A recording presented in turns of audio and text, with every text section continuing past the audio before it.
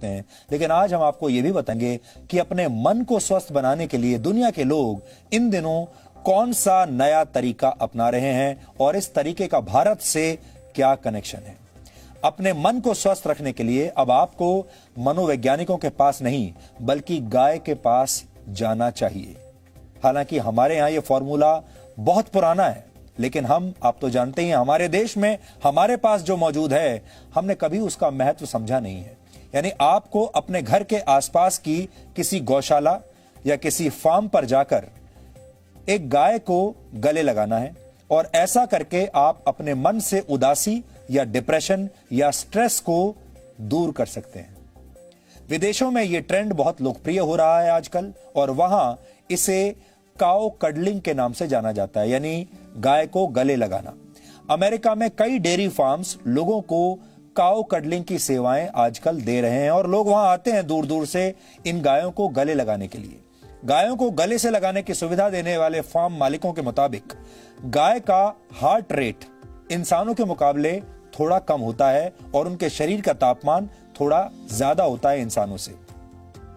ऐसे में जब कोई इंसान गाय को गले लगाता है तो ये दोनों ही स्थितियां उसके दिमाग को रिलैक्स कर देती है। मेडिटेशन यानी ध्यान के दौरान भी दिल की धड़कन धीमी हो जाती है और ऐसा ही गाय को प्यार से छूने या उसके साथ खेलने के दौरान भी होता है। मनोवैज्ञानिकों के मुताबिक गाय के साथ समय बिताने से आपका आत्मविश्वास बढ़ता है और मन में छिपे हुए डर भी दूर हो जाते हैं।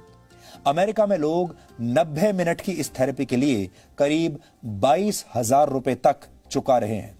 90 मिनट की यह थेरेपी जिसमें गाय को गले लगाना है, इसके लिए अमेरिका में लोग 22,000 रुपए तक देने को तैयार हैं, दे भी रहे हैं।